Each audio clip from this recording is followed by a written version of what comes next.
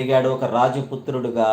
ఆ తరువాత అతను ఎంతటి గొప్ప ప్రజ్ఞాపాఠవాలు కనపరిచాడు, అతను ఎంత గొప్ప వ్యక్తి, ఒక క్షత్రియుడిగా అతను ఎంత వెలుగొందాడు.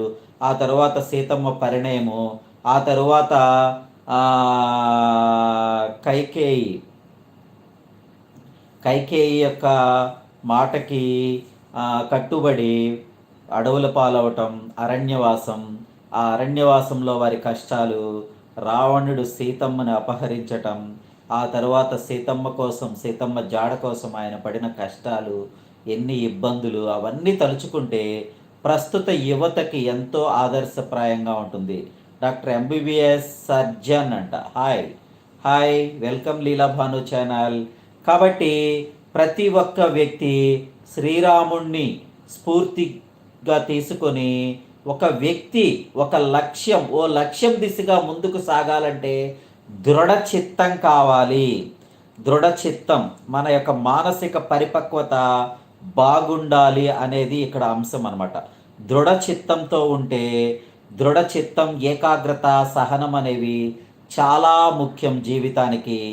ఈ సుగుణత్రయాన్ని మన సొంతం చేసుకున్న నిండు మనిషి కాబట్టే రామచంద్రుడు జనహృదయంలో మూర్తిగా నిలిచిపోయాడు. వంగల రాజు బ్రో, నమస్తే, వెల్కమ్ లీలా భాను ఛానల్. ఏమైపోయావు బ్రో, 2-3 రోజుల నుంచి కనిపించటం లేదు, బిజీ అయిపోయావా బాగా? MBBS surgeon, hi hi hi, like done అంటున్నారు, thank you very much. Raju bro, Leelabhanu భోజనం చేశారంటున్నారు. లీలాభాను భోజనం చేశారు, కాసేపు వాకింగ్ చేయడానికి కిందకి వెళ్ళారు, వాకింగ్ చేస్తున్నారు అనమాట. నేనైతే లైవ్ స్టార్ట్ చేసి మిత్రులందరితో కాసేపు ముచ్చటిస్తూ మన జీవనంలోని సారాంశం ఏంటి, మన జీవితం యొక్క ఆశయం ఏంటి, ఆ జీవిత ఆశయంలో సారాంశం ఏంటి. హాయ్ ఫ్రెండ్స్, శుభ సాయంత్రం అంటున్నాడు మన వంగల్ రాజు బ్రో. కాబట్టి వీటన్నిటికీ కష్టం, నష్టం, దృఢచిత్తం, ఏకాగ్రత, సహనం అనేవి ఇవి సుగుణత్రయం, ఇవి సొంతం చేసుకున్న నిండు మనిషి కాబట్టే శ్రీరామచంద్రుడు జనహృదయంలో ఆదర్శమూర్తిగా నిలిచిపోయాడు.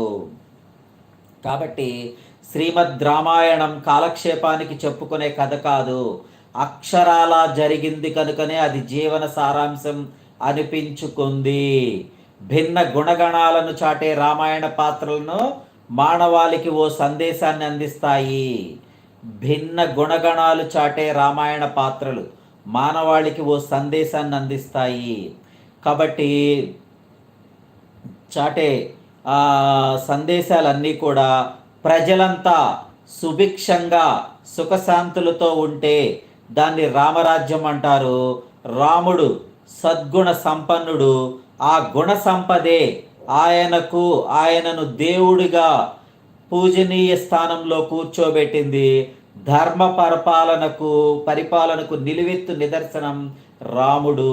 ప్రియమైన కుమారుడుగా, ఏకపత్ని వ్రతుడుగా, ఉత్తమ పాలకుడిగా, కీర్తి ప్రతిష్టలు అందుకున్న సర్వోత్తముడు, తండ్రి మాటను శిరసా వహించి పెద్దలను గౌరవించాలన్న సందేశాన్ని ప్రజలకు అందించాడు. సోదరులతో అన్యోన్యంగా ఉంటూ అన్నదమ్ములు ఎలా ఉండాలో చూపించాడు. ప్రజారంజకంగా పాలన సాగిస్తూ అందరినీ సమదృష్టితో చూస్తూ భావి పాలకులకు పాఠాలు చెప్పాడు. చూసారా, శ్రీరాముడి యొక్క గుణగణాలు, రామాయణ పాత్రలే మానవాళికి ఒక సందేశాన్ని అందిస్తాయంట. ప్రజలంతా సుభిక్షంగా సుఖశాంతులతో ఉంటే దాన్ని రామరాజ్యం అంటారంట. మరియు రాముడు సద్గుణ సంపన్నుడు, గుణ సంపదే ఆయన్ను దేవుణ్ణిగా పూజనీయ స్థానంలో కూర్చోబెట్టింది.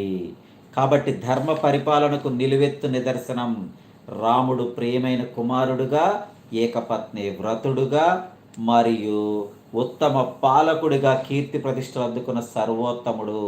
తండ్రి మాటను శిరసావహించి పెద్దలను గౌరవించాలన్న సందేశాన్ని ప్రజలకు అందించాడు. సోదరులతో అన్యోన్యంగా ఉంటూ అన్నదమ్ములను ఎలా ఉండాలో చూపించాడు. ప్రజారంజకంగా పాలన సాగిస్తూ అందరినీ సమదృష్టితో చూస్తూ భావి పాలకులకు పాఠాలు చెప్పాడు. Please welcome Leela Bhanu channel. లైవ్లో